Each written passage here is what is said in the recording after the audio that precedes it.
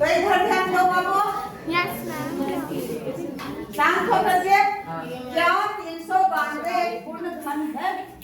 क्या जैसे 8 है तो पता चल गया कि 2 गुना 2 और गुना 2 इसका 3 का मिल गया, तो यह एक पूर्ण घन है। इसी तरह से होना चाहिए कि क्या 392 पूर्ण घन है? यदि हाँ तो हाँ, और अगर नहीं तो कौन ऐसी छोटी प्राकृतिक संख्या है जिससे हम गुना कर दें तो गुणनफल एक पूर्ण घन बन जाए? तो छोटी संख्या से चले हम लोग देखेंगे। देखिए सबसे पहले नंबर इसी से लो कि अगर दिया हुआ रहे कि क्या 4 एक पूर्ण घन है, 4 तो 4 का निकालो गुणनखंड, तो देखो 2 और 2 कितना आ गया बच्चा? एक पूर्ण घन है। अगर यहाँ एक और 2 रहता तब यह पूर्ण घन हो जाता, तो 4 एक पूर्ण घन नहीं है। तो कहता है कि कौन ऐसी सबसे छोटी प्राकृतिक संख्या है, प्राकृतिक गिनती की संख्या है जिसको अगर यहाँ गुना कर दे तो गुणनफल जो आएगा वह पूर्ण घन बन जाएगा। तो इसमें क्या 2 है तो नहीं इसमें अपना माथा लगाएंगे कि एक 2 से और गुना कर देंगे तो 2 दूना 4 और 4 दूना तो गुणनफल कितना आ गया?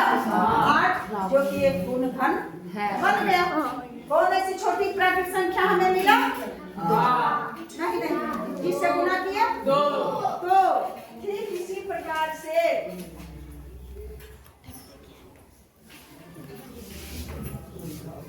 अगर देख लिया जाए कि बताओ बच्चा कि 9 क्या एक पूर्ण घन है? Yes, और अगर नहीं तो कौन ऐसी सबसे छोटी प्राकृतिक संख्या है जिसे छोटी संख्या किस लिए ले रहे हैं? क्योंकि यह अगर कंसेप्ट आ गया तो बड़े बड़े को भी हम लोग मात खा देंगे। तो नहीं है इसका क्या करेंगे?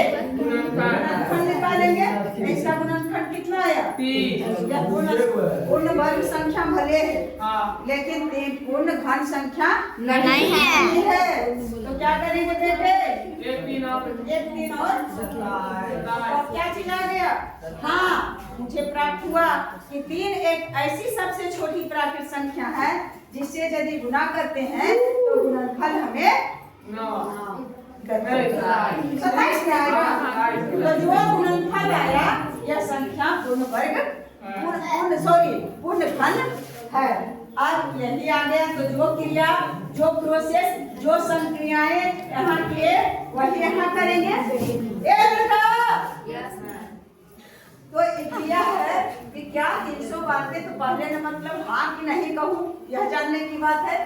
तो 392 है तो सबसे पहले 392 का क्या निकालते हैं बच्चा? गुणनखंड। तो 2 बार कटेगा नहीं? कटेगा क्योंकि इसके इकाई स्थान पर 2 है। तो 18 गुना 36 और बच गया यहाँ 19 गुना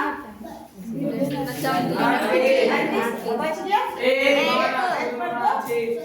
6 गुना हो गया 196। फिर 2 से कट जाएगा 9 गुना 18 वहाँ बचा 1 बचा 8 गुना। अब 8 है फिर 2 से कटेगा 2 से कटेगा 2 4 गुना यहाँ बच गया 1 और 9 गुना 18। और अब तो 2 से कटने वाला इकाई से तो कैसे बचेगा? 7 से 49। तो अब आ गया है बच्चा गुणनखंड बराबर लिखिए देते हैं यहाँ से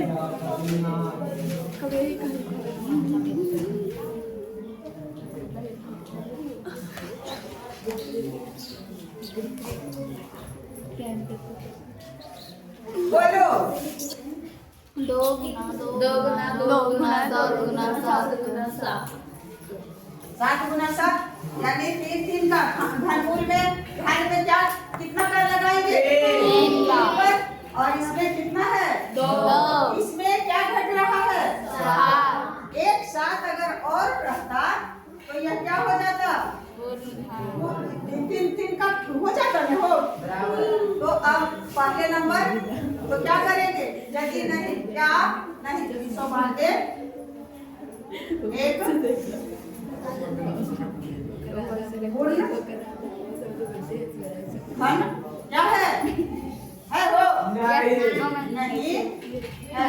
इतना का आंसर में यहाँ हो गया। आप कहता है यदि नहीं तो नहीं तो हो ही गया।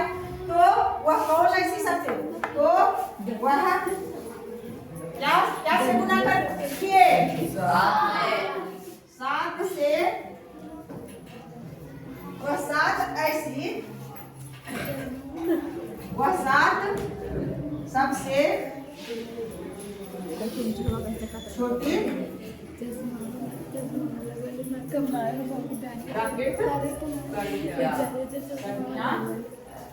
है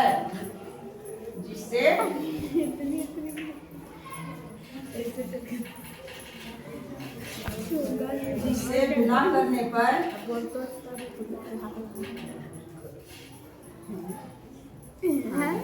गुणनफल अब बताओ तो गुणनफल कितना आ जाएगा। गुणनफल एक पूर्ण जाएगा।